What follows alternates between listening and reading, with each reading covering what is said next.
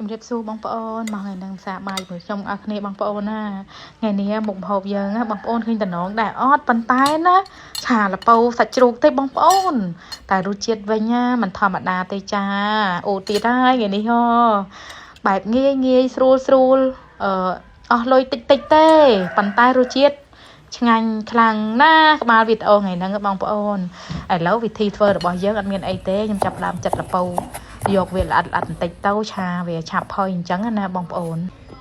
ហើយសាច់ជ្រូក3ជាន់យើងខ្ញុំដាក់តែប៉ុណ្្នឹងទេបងប្អូននិយាយពីទុនបន្លែឆ្ងាញ់ខ្លាំងណាលោកអើយហើយមើលមេអំបៅនៅផ្កាក្រោយផ្ទះខ្ញុំមើលគេរោមអូយចិត្តទៅមេអំបៅហើយផ្កាត្រូវគ្នាខ្លាំងណាហើយបងប្អូនណាឥឡូវយើងចាប់ផ្ដើមហាន់បន្លែហើយយើងក៏ចាប់ផ្ដើមបំពងខ្ទឹមដាក់សាច់ដាក់អីអញ្ចឹងទៅឆាលពៅយើងណាទិញចំលពៅស្អិតណាបងប្អូននិយាយពីរសជាតិវិញណាឆ្ងាញ់រកអ្វីប្រៀបមិនបានទេហើយយើងក៏ដាក់រ៉ូឌីប៊ីចេងអញ្ចឹងទៅទឹកត្រីប្រេងខ្យងបងប្អូនអើយនិយាយពីឆ្ងាញ់ខ្លាំងណាស់ម្ហូប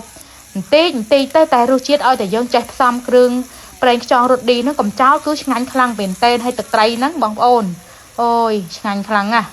កាលខ្ញុំនៅពីតូចបងប្អូនខ្ញុំឃើញម៉ែខ្ញុំឆាលពៅអញ្ចឹងឲ្យហូបណានិយាយពីថាខ្ញុំឆ្អប់អើយសែនឆ្អប់ឆាលពៅនឹងខ្លាំងជាងគេមកអស់មកមុខមហូបប៉ុន្តែឥឡូវនិយាយពីចូលចិត្តឲ្យឆ្ងាញ់ខ្លាំងណាស់មិនដឹងថាមូលហេតុអីបាននៅពីតូចនឹងឆ្អប់ឆាលពៅឲ្យឆ្អប់ខ្លាំងមែនតែនហើយថ្ងៃហ្នឹងមុខមហូបយើងក៏មិនមានតែមួយមុខដែរបងប្អូនខ្ញុំក៏មានត្រីក្រមុំ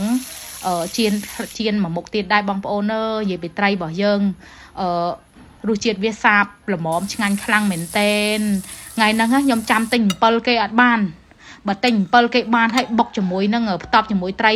ក្រមុំជៀនយើងនឹងទៀតយូរពិសេសណាឆ្ងាញ់តែអត់ទិញគេចង្កុយចាំទិញគេអត់បានអញ្ចឹងប៉ុណ្ណឹងទៅបងប្អូនអើយអត់បានទៅផ្សារគួយចាំគេដឹកលក់មកតាមផ្ទះហ្នឹងណាអីហ្នឹងគាត់ថា7ថ្លៃពេកគាត់អត់បានយកមកក៏17ខែហ្នឹងវាសបោហើយអញ្ចឹងគាត់អត់ទិញយកមកលក់ថាទៅផ្សារបានស្រួលបងប្អូនអើយចង់ហូបអីគឺមួយសេតមានទាំងអស់អញ្ចឹងណាហើយក្តាប់7ទិញតែ1000ហ្នឹងបុកហូបយកតាណាអស់ទេហើយថ្ងៃនេះថតបានច្បាស់ល្អធម្មជាតិនិយាយពីថាលង្ឃីវស្រងាត់ទៀតហើយបងប្អូនអើយហើយជាមួយឆាលពៅយើងហើយនឹងត្រីកំងជៀនយើងនឹងនិយាយពីចាប់ទៀតគ្នាឆ្ងាញ់ខ្លាំងមែនតែនហូបបាយមួយចាន2ចានអីអស់អត់ដឹងខ្លួនទេជិលណាស់ឲ្យតែឆ្អែតថតតាណាថតទៅបងប្អូនអើយចេះតែគិតចង់ស្អាតដែរតែធ្វើមិនម៉ត់ហ្នឹងវាចេះតែឃ្លានដាក់ទៅវាចេះលេបចូលធូរឲ្យអូកចឹងណាបងប្អូន